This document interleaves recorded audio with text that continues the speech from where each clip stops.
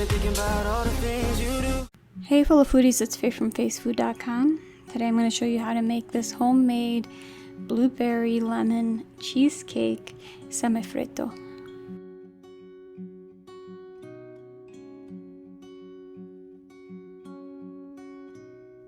So the first component for this is we're going to make our homemade blueberry sauce.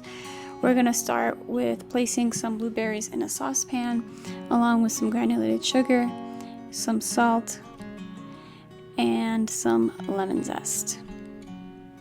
I also add in just a bit of lemon juice, and we get this over a medium to medium-high heat, going for about 5 minutes or so until it reaches a simmer.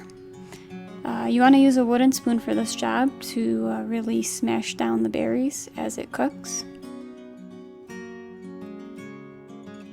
And then once it reaches a simmer, a boil, you want to go ahead and add in your cornstarch.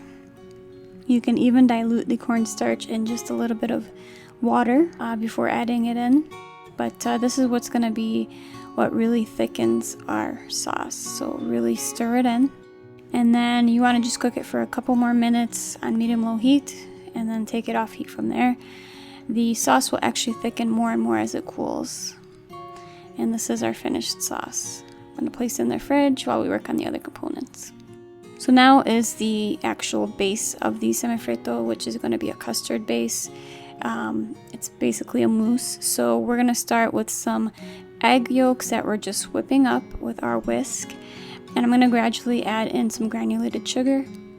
This is going to add the air in there, which adds some volume and lightness to our mousse at the end of the day. So get this whipping, and once it reaches a pale yellow color, you want to whip it for a few more minutes over simmering water. And then you take it off the heat, and that's what it should look like, ribbon-like off the whisk. Okay. Once you are done with that, you immediately want to work on your egg whites. We're going to whip this meringue into a soft peak. And then once you whip that into a soft peak, you want to add the meringue. I add them in batches, 2 batches, I think, to be exact. And then you just want to you want to fold that in gently. Once you've added both additions of your meringue, immediately in the same bowl, I whip up some whipped cream, soft peaks again, and fold this in very gently. We don't want to use that volume and that air that we worked so hard to get in the first place. That's really what's going to give this a nice light and creamy texture, which is what makes it different than actual, ice cream. It's a lot less heavy. Okay, so I have my prepared pan. It's just like a loaf pan. You can see I wrapped it in saran wrap. The wrap is oiled up as well, and I did put it in the freezer for a bit. So I just pour in just a bit of our base, and then I add in the blueberry sauce, and then I add in some chunks of some homemade cheesecake that I have. Ideally, you want to cut the cheesecake bites a lot smaller. I just couldn't because of the shape that I baked them in.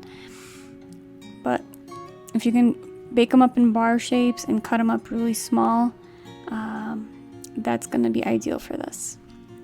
So you can see I'm just doing those layers of sauce and cheesecake chunks, and it is just so delicious. This combination of lemon and blueberry and vanilla and cheesecake, it all works so lovely together. Okay, and then the last layer is gonna be, we're gonna end with the semifreddo base just on top there. And you really want to be gentle while you work with this. Like I said, you don't want to, take the air out of it at all. I'm going to put some more sauce on top, and this is where you can gently begin to swirl that sauce in Again, being careful not to lose the air, but also you do want a little bit of swirl.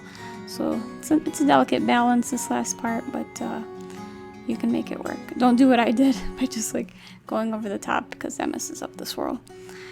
But anyways, we're gonna wrap this up and freeze this. You wanna freeze it for at least 4 hours, but definitely ideally overnight.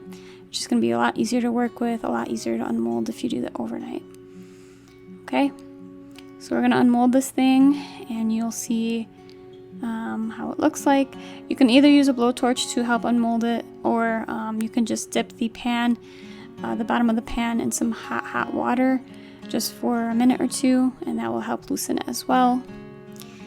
It looks like a weird log, but we're gonna go ahead and decorate it all up so it will look a lot prettier.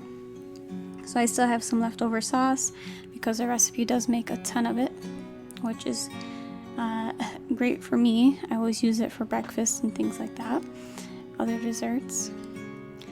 And you can see I totally underwhipped the whipped cream here, and the kitchen is hot as well, so that's not helping, but I'll do my best and pipe on some mini like rosettes on there on the side just to give it a little extra flair. You can see my arm all in the shot, blocking the melted cream and stuff. Alright. And you can really get creative. This is the fun part of baking, is you can decorate it as you please and get creative with it. This is our finished product. What you would do is just serve it sliced up, which I will show you.